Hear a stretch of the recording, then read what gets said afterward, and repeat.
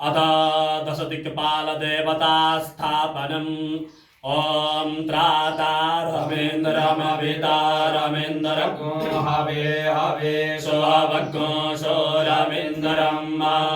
स्वायामि शकरां पुरहोतामिन्द्रकृशवस्ति नो मघवाधार्तविन्दरः ॐ भूर्भुवः स्वः भो इन्द्र इहा गच्छ इहा तिष्ठ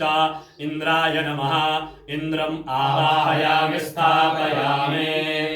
ॐ त्वन्नो अग्ने तावदेवपायुर्मघो नो रक्षतन्नवश्च वन्द्य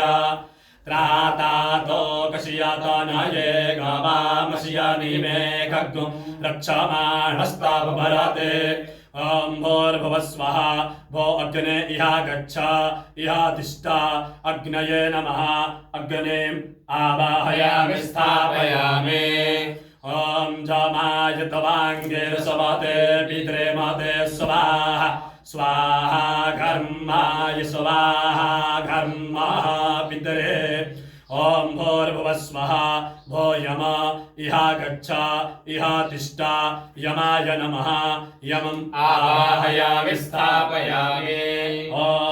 असन्नवन्तमयनमानमिच्छस्ते नश्येत्यामन्नवेः तस्कारस्य अन्यामसमादिच्छसात इति या नमो देवेर्हृतेऽभियामस्तो ॐ भूर्भुवः स्वः भो निर्हिते इहा गच्छ इहा तिष्ठ निर्हितये नमः निर्हितिम् आवाहयामि स्थापयामि ॐ तत्वाजामि ब्रह्मणा बन्धमानस्तदा शास्ते जजमानो अगर्भिः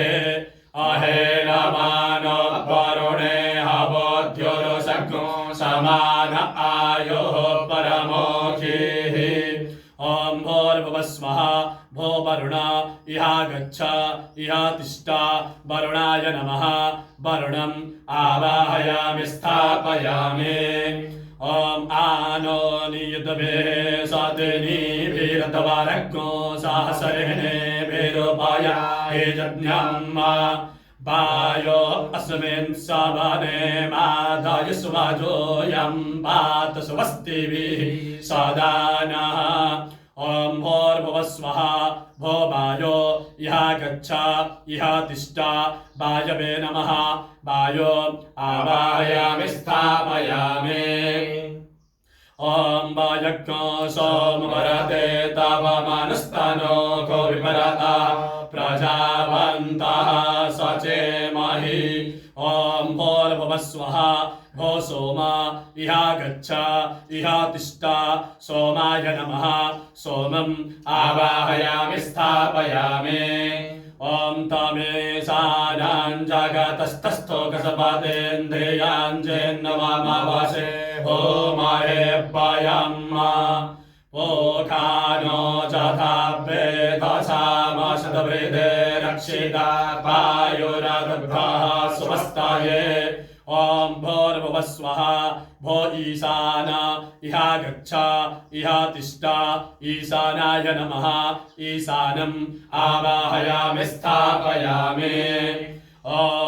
असमेर्दरामे हना पर्वतासो व्रतराहतिये पारहोतौ सजोखाः जहासग्गो सतेस्तो वदे धाहि वज्र इन्द्रज्येष्ठा अस्मा भवन्तु देवाः ॐ भूर्भुवः स्वः भो ब्रह्मन् इहा गच्छ इहा तिष्ठ ब्रह्मणे नमः ब्रह्मणम् आवाहयामि स्थापयामि ॐ स्योना पृथिविनो भवान् वृक्षराणि वेशनि जच्छानः सर्वसु परथाः ॐ भूर्भुवः स्वः भो अनन्त इहा गच्छ इहा तिष्ठ अनन्ताय नमः अनन्तम् आवाहयामि स्थापयामि।